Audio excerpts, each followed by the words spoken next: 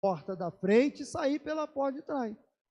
Você acaba encostando em alguém. Muitas vezes a igreja do Senhor, ela é uma igreja com uma mentalidade ainda católica, apostólica, romana. Ou seja, quando a igreja católica, ela colonizou, ela chegou aqui no Brasil, os padres, eles eram como delegados, eles eram como os prefeitos, tudo estava ali na mão do padre, porque era uma autoridade que estava naquele lugar. E ali, o que acontece? A nossa mentalidade dentro disso, chegou à igreja evangélica protestante, o povo que colocava toda a responsabilidade no padre, passou então a colocar toda a responsabilidade no pastor. Na mesma visão católica, ele, não, então é o pastor que tem que cuidar. O pastor tem que cuidar. Agora você imagina uma igreja com 5.000 pessoas. Não, é o pastor que tem que cuidar. É só se ele estiver lá no cemitério, dentro do caixão. Porque não consegue, um pastor não consegue cuidar de... Um pastor não consegue cuidar de 100.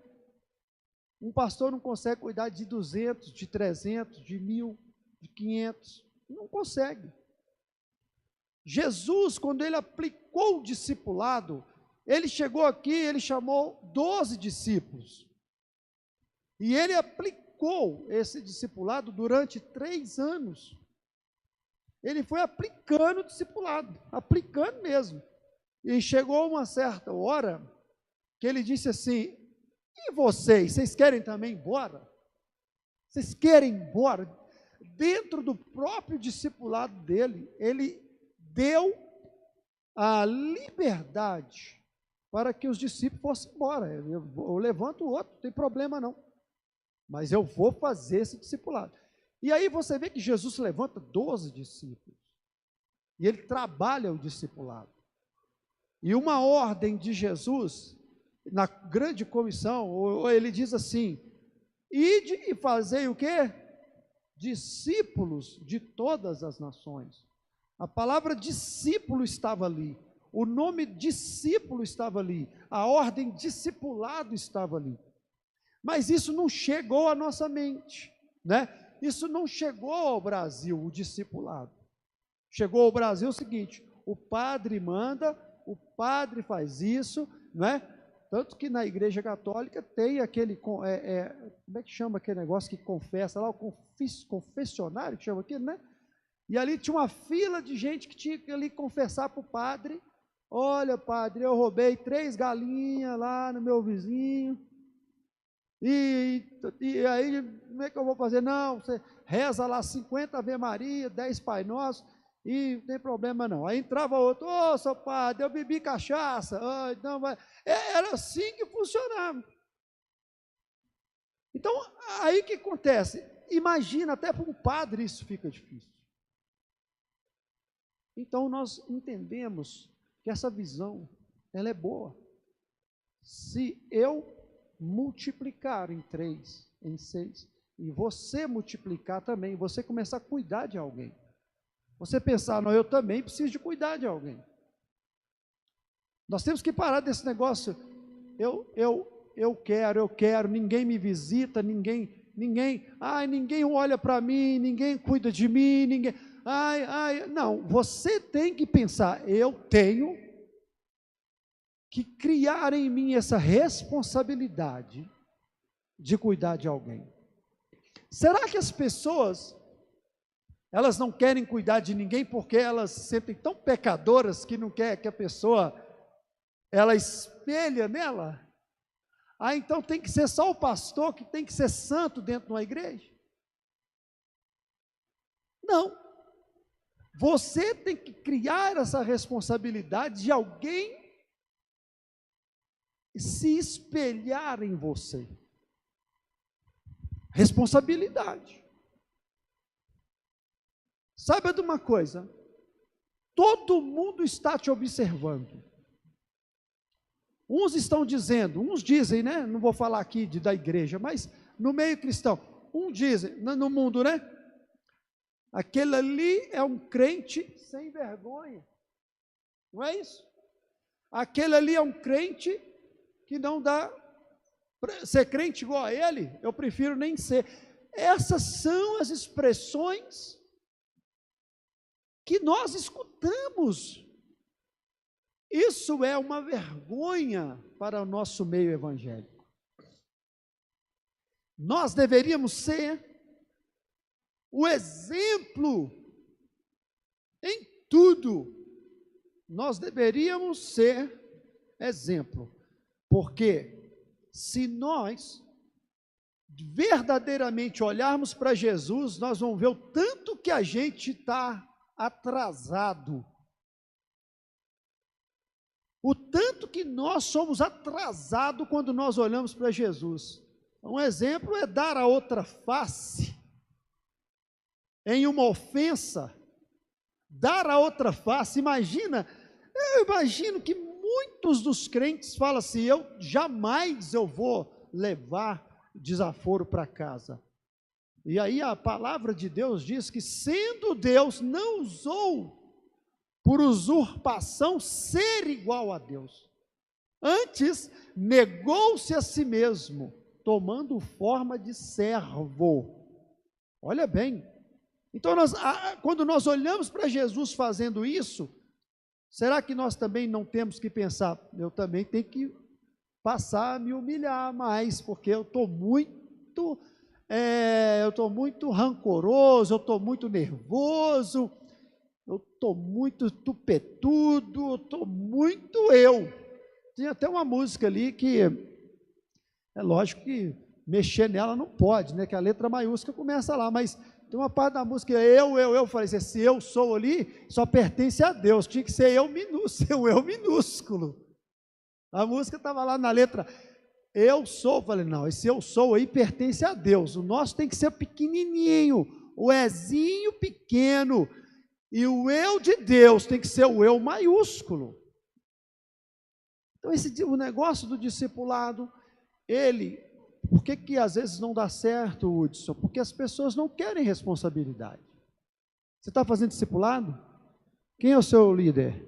Anselmo, está vendo? O Anselmo está lá na mesa de som. Ah, mas o Anselmo é da mídia. O Anselmo cuida de fazer esse negócio bonito aqui, né? Fazer uma live bonita. Não, o Anselmo está discipulando. Olha, você vê que legal. Às vezes a pessoa se esconde, né? Atrás de uma coisa, não, eu vou mexer só com isso na igreja. Não. Você e eu temos a responsabilidade do discipulado. Essa responsabilidade é nossa mesmo.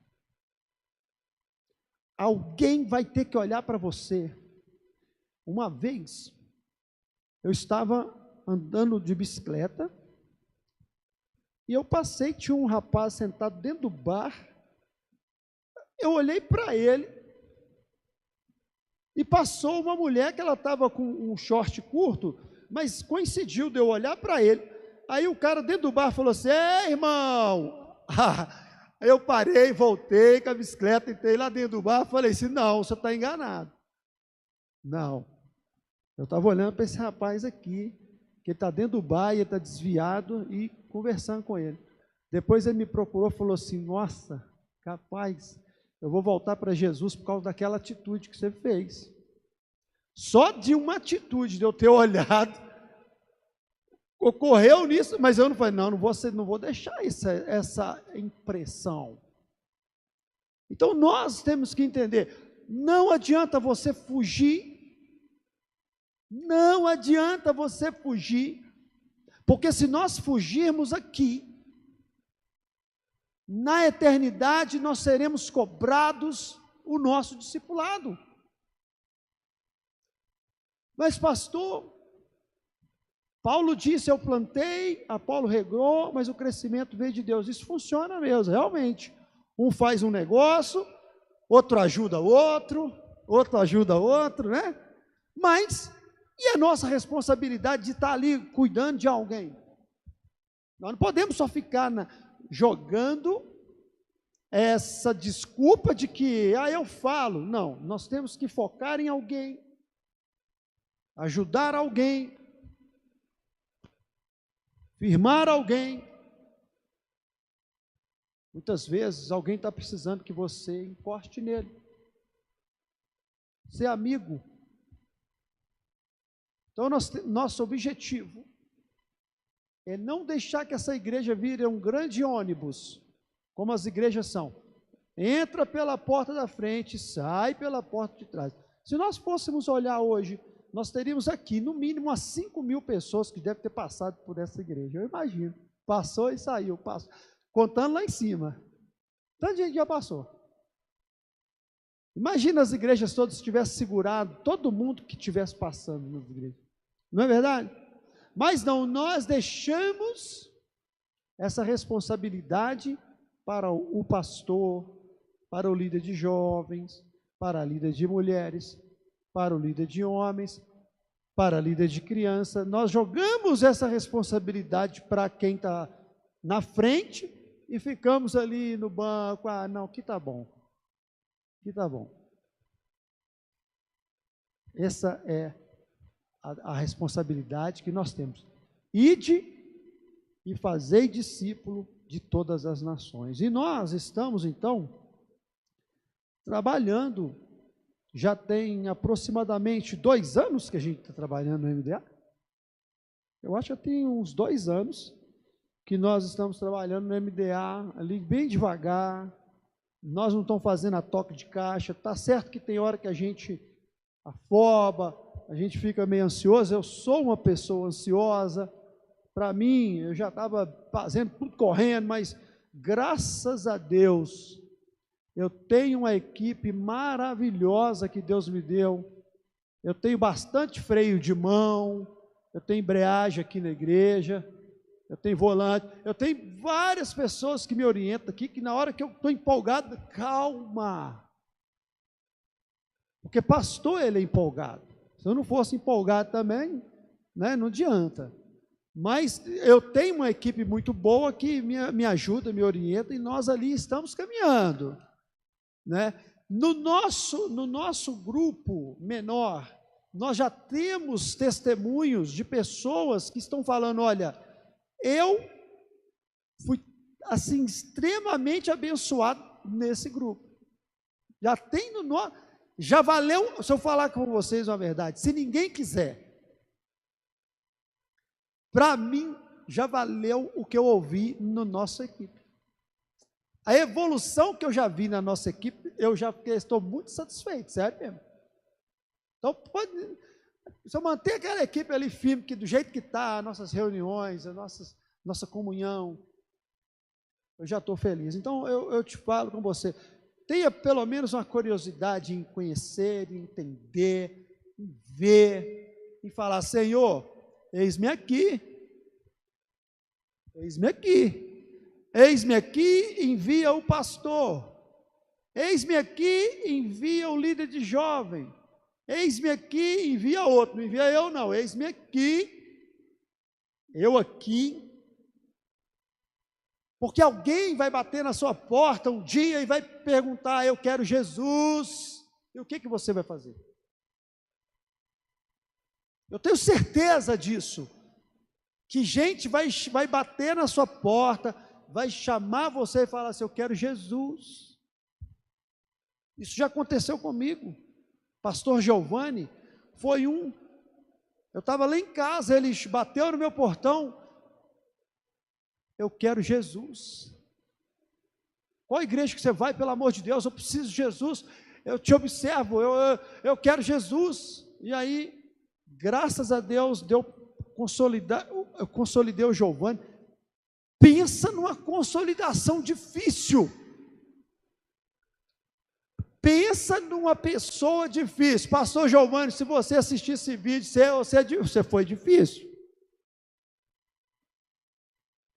Então, consolidei o Giovanni, mas já teve uma certa vez que ele me ligou, pastor, o que foi? A minha mulher pegou os móveis e foi embora de casa. Pegou um caminhão, eu estou aqui sozinho. Falei, estou indo para aí, Giovanni. Chegou lá, sentamos nós dois naquela casa vazia, e ele, eu falei, mas você é um cara difícil, Giovanni. Eu nunca culpei ela, eu nunca culpei ela, eu falei, você é um cara difícil, mano. E ali no discipulado, eu fiz discipulado sem ter uma técnica, mas estava ali. E ali nós fomos, do outro dia, lá vai nós buscar o caminhão, fomos lá na mãe dela, conversar, pegou o caminhão, trouxemos os móveis. Teve um dia que a menina dele estava muito ruim, nós passamos uma noite na policlínica, eu, ele, a coberta, nós coberta assim, a noite na policlínica, a menina dele internada. Isso é um discipulado, irmão. Não é ficar falando, lendo a Bíblia para a pessoa, é um discipulado, você está ali, não, vamos ficar aqui, vai dar certo. Isso é só eu? Não. Muitas vezes a pessoa entra aqui na igreja, entra aqui dentro, você não está nem aí para ela está do seu lado. A primeira vez que ela entrou aqui, você nem olha, você não está nem preocupado. Quem é essa pessoa? Entenda, não está nem preocupado, está lá de boa. Deixa eu ficar na minha cadeirinha aqui, que aqui é bom. Não, vamos começar a olhar para o lado e começar a pensar, não, eu quero pegar essa responsabilidade, eu quero abraçar essa responsabilidade. Entenda que Romanos capítulo 12, está aparecendo um avião que estava passando aqui, é o som, né? Achei que era um helicóptero que estava aqui em cima. Mas, Romanos capítulo 12, versículo 1, que é o texto que nós vamos ler, ele diz, rogo-vos, pois, irmãos, pelas misericórdias de Deus, que apresenteis o vosso corpo por sacrifício vivo, santo e agradável a Deus, que é o vosso culto racional. E não vos conformeis com este século, mas transformai-vos pela renovação da vossa mente, para que experimenteis qual seja a boa, agradável e perfeita vontade de Deus. Qual é o nosso culto racional? O culto racional, é isso que eu estou falando com vocês aqui hoje, é um culto racional. A Bíblia fala de culto irracional. O que é um culto irracional? A Bíblia diz que tinha uma estátua de Moloque. Ela era de bronze, no ferro, alguma coisa assim, que eles enchiam ela de madeira e botavam fogo nela. Ela ficava com a mão assim. As mães iam lá e colocavam o filho na mão daquela estátua. Imagina você colocando ele lá, né? Um culto irracional. Você, não, é meu filho, eu quero oferecer ele para Moloque. Ia lá e colocava no braço aquela estátua vermelha de fogo. E você vendo o menino derretendo e, ei, Moloque é Deus. Isso é um culto irracional. Irracionalidade tem. As pessoas hoje, elas fazem um culto irracional. O que é isso? Elas vêm para uma igreja e não entendem o que é um culto. O que é uma irracionalidade de um culto? É quando você vem para um culto desse e diz assim, eu assisti o culto. Aí você está, um culto, é uma irracionalidade. Porque você assiste um filme, você assiste um teatro. Aqui você não veio assistir, você é o culto. Você entendeu? Entendeu aí? Não é irracionalidade, é uma coisa racional. Eu vou ser um culto a Deus. Eu vou lá me entregar. Você não precisa de gritar. Você não precisa ser o Zezão. O Zezão eu gosto. Vai lá, Zezão. Aí, ó. Isso é só para o Zezão. Glória a Deus, é o jeito dele, eu amo isso. Você não precisa ser igual a ele, mas você tem que fazer do seu jeito. Deus da minha vida. Glórias ao teu nome. Vai fazer quietinho, você pode fazer caladinho, mas você tem que dar glória a Deus.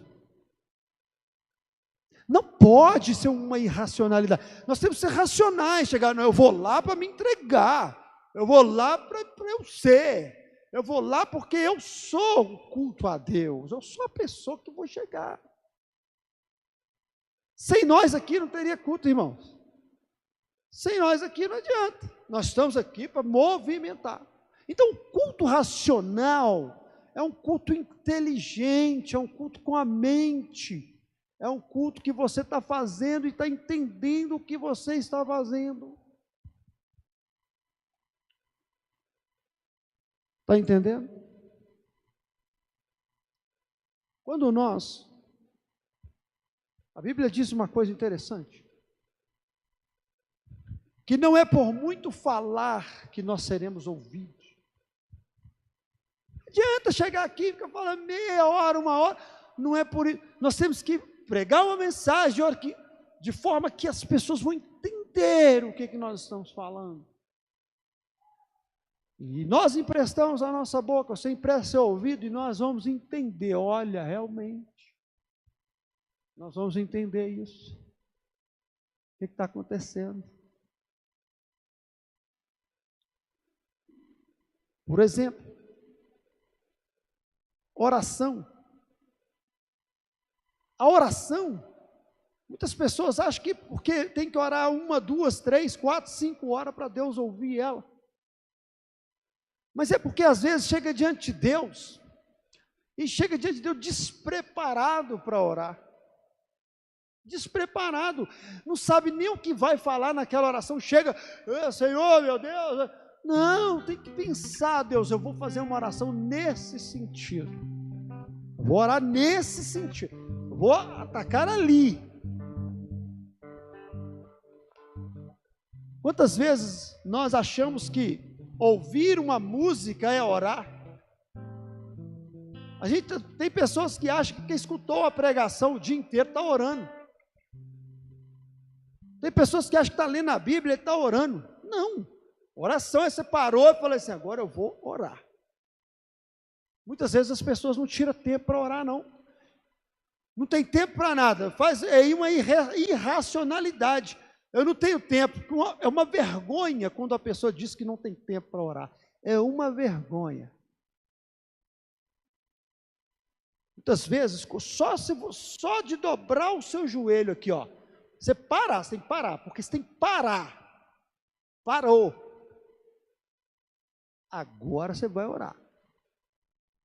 Por que acontece? Você enche o seu tanque, o seu carro, e vai dirigindo, vai dirigindo. Quando o seu carro está pedindo gasolina, você para onde? No posto. Exatamente. Você para na bomba. E o que está escrito naquela bomba? Está escrito, desligue o motor, desligue os aparelhos eletrônicos, desligue o celular. E tem posto que manda você sair do carro ainda. A gente, no Brasil, aquela correria. Ou seja, quando você for orar, você tem que parar, desligar. Parou, fala, não, agora eu quero abastecer. Aí você para e deixa, e na oração você vai sendo abastecido por Deus. Não é aquele negócio, você ora andando, o cara do tanque, o cara do poço fica com a mangueira atrás de você assim, não. Eu oro andando, eu oro, não, você para, você tem que parar para orar, irmãos, tem que parar. A racionalidade com Deus é parar. O próprio Jesus nos ensinou, quando ele subiu ao monte e ele falava com os discípulos, vão ficar aqui, que eu vou mais ali, eu vou parar. Eu vou parar. O próprio Jesus nos ensinou que nós temos que parar. E quando você não para orar, irmão, você fica sobrecarregado, você fica estressado. Fica sobrecarregado, estressado, cansado, amargurado, desanimado, frustrado. E fala, Deus não está me ouvindo, eu oro e nada acontece. É porque você não para. Racionalidade, irmãos. O Senhor te chama para um culto racional. O Senhor te chama para uma conversa, um tete-a-tete com Ele. E nessa visão do MDA, nós temos o nosso tempo com Deus. Que você tem que parar. É difícil. É fácil, os discípulos é fácil? Fazer o tempo com Deus? Não é fácil. Mas você tem que parar. Agora eu vou parar. Irmão, se você parar 1 minuto, Deus, quanto tempo que o carro demora para encher um tanque? Dá 1 minuto? Às vezes, fica na mangueira ali, rapidinho enche, né? Às vezes tem que parar. Racionalidade. Ele nos chama para esse culto racional. Ele nos chama para que nós entendamos de verdade o que está acontecendo. Muitas vezes somos ignorantes nas coisas espirituais, somos ignorantes, não entendemos nada das coisas espirituais por causa da nossa irracionalidade de entender. É um absurdo você como crente falar assim, eu leio a Bíblia e não entendo. É um absurdo isso. Isso é um absurdo. Você não entender o que você está lendo. É um absurdo. É uma irracionalidade. Vou te ensinar, sabe como é que você tem que ler a Bíblia? Você lê um versículo, não entendeu, volta nele lá. Eu li ele de novo, não entendi, volta nele de novo. Não sai dele não. É porque as pessoas querem pegar a Bíblia e sair lendo à torta e à direito. Vai lendo, vai. Não. Não, para. Começa a ler, vai ali mastigando. Né? Não é isso mesmo? Ó, vai mastigando devagarzinho. Porque eles ensinam, falam que o japonês ele dá 30 mastigadas em cada garfada. O brasileiro dá 30 garfadas em cada mastigada. Brasileiro come assim, né?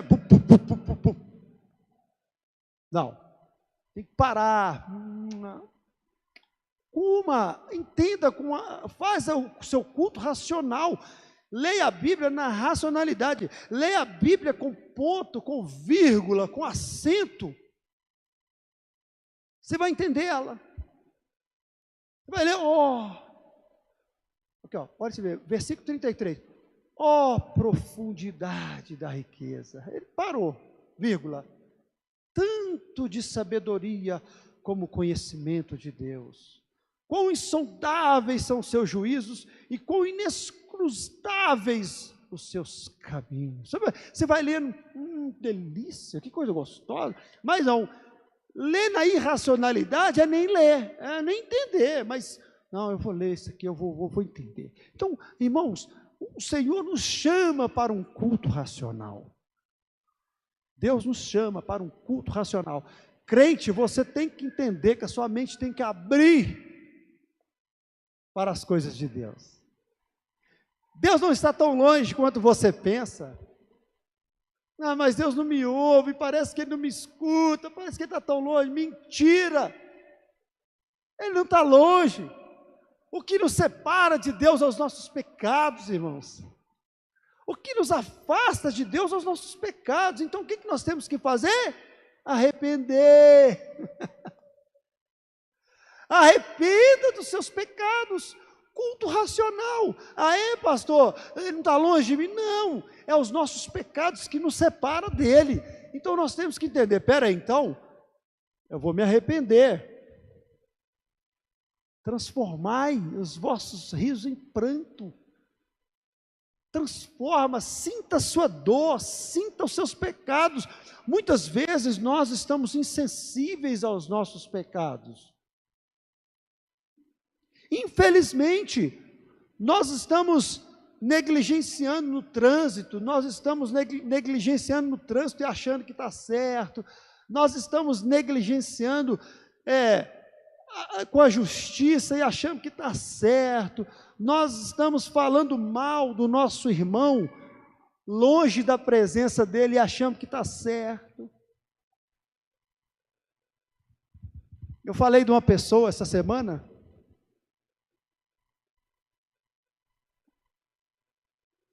não sei com quem, eu falei de uma pessoa, sem ela estar perto.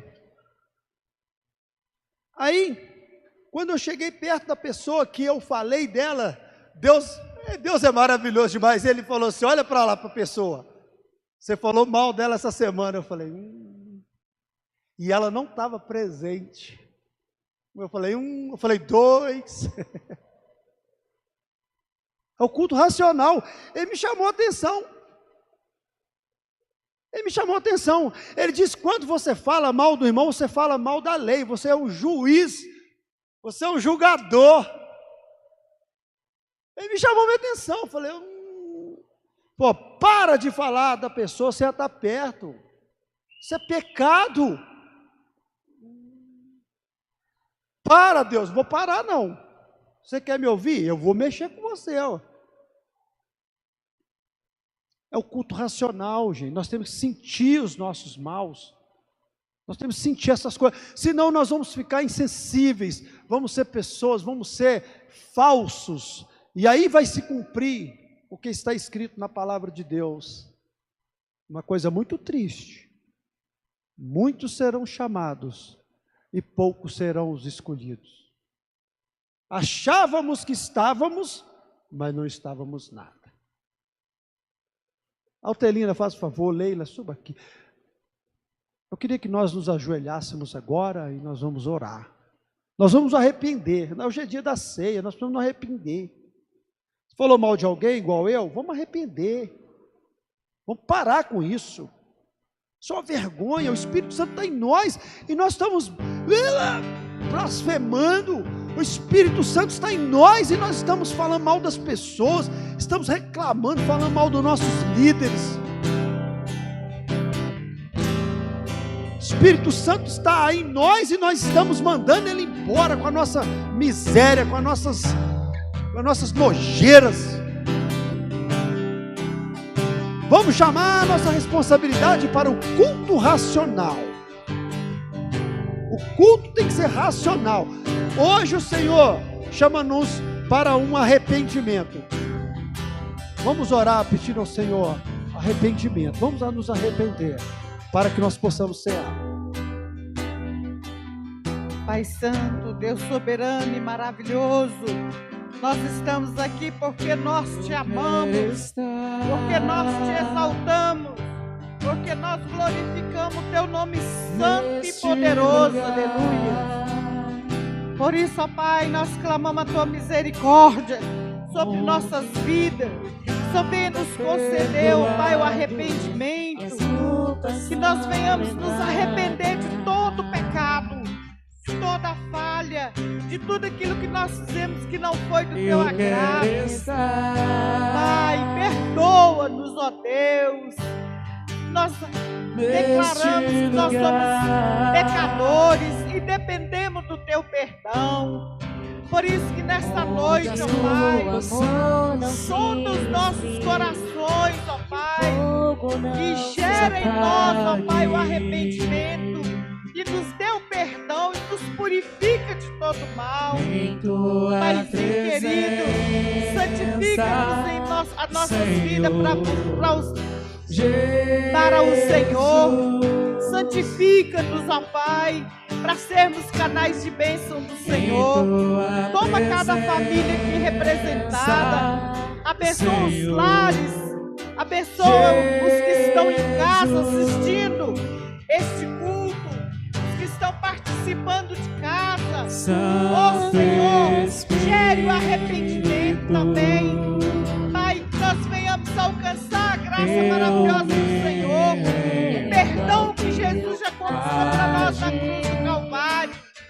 Nós pedimos, ó Deus, limpar, nos purificar de toda injustiça, aleluia. Pai, nós consagramos nossas vidas no teu altar. Pai, consagramos, ó Pai, para o louvor da tua glória. Que as nossas vidas, ó Pai, que a vida de cada membro dessa igreja seja para o louvor da glória de Deus, aleluia. Pai Santo, e nós te louvamos e agradecemos, porque o Senhor nos escolheu para estarmos aqui, adorando, louvando e glorificando e buscando a tua face, ó Pai. Por isso eu peço, transforma no teu Espírito Santo esta igreja, em cada pessoa, cada membro, cada visitante, que seja impactado com a tua presença gloriosa e maravilhosa.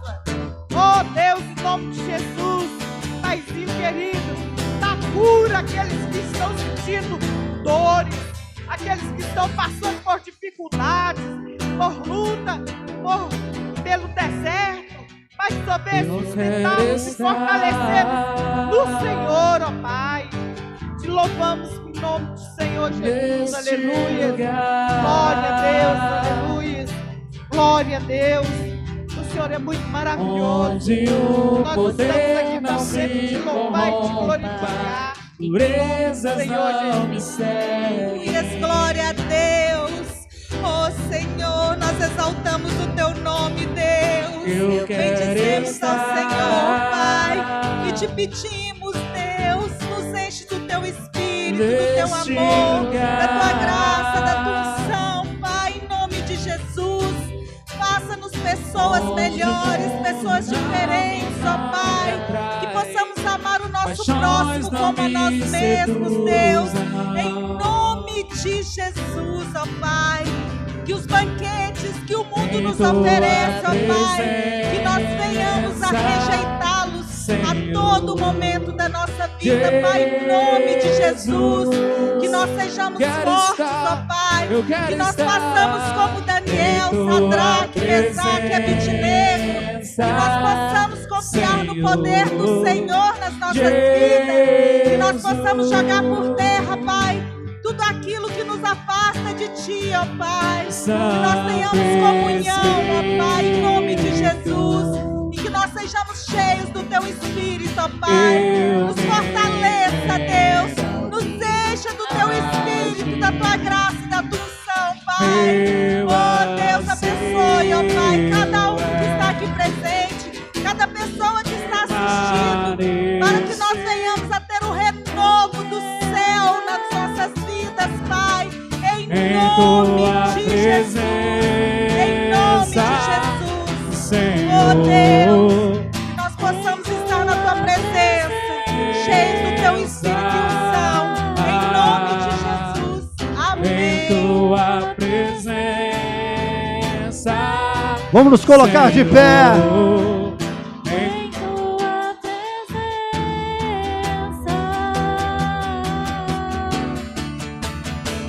Tua presença. Levante as suas mãos para o céu. Senhor, Deixa o Espírito de Deus tomar a nossa vida com culto racional. Em Tua presença, Senhor, em Tua presença, Santo Espírito, em Tua Santo presença, Espírito,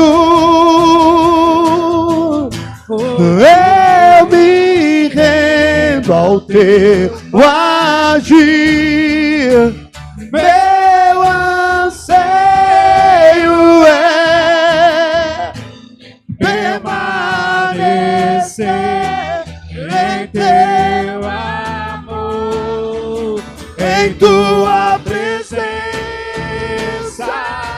Senhor, em Tua presença. Se derrame nessa presença maravilhosa do Senhor. Tua presença. Se derrame na presença do Senhor com seu culto racional. Aralabaxacarabacarabaxarabá. E calabaxarabacarabacharaba.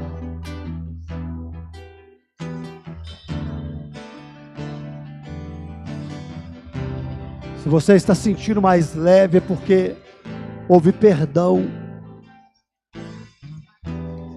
O culto racional diz: sem arrependimento não há remissão de pecados. Sem arrependimento, Deus não tira, não apaga. Mas quando nós arrependemos, os pecados são lançados no mar do esquecimento.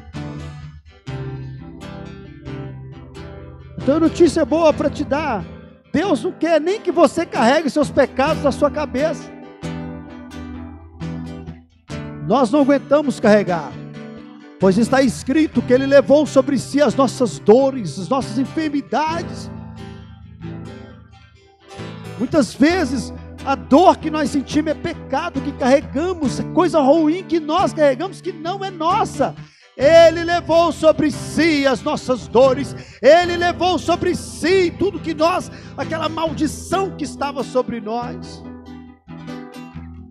Aí nós temos que lançar sobre Ele: Senhor, me perdoa, eu sou um pecador miserável. Senhor, eu só peco. Reconheça os seus pecados diante do Senhor. É a melhor coisa do mundo, é nós nos sentirmos pecadores diante daquele maravilhoso. Não ser digno nem de olhar para Ele.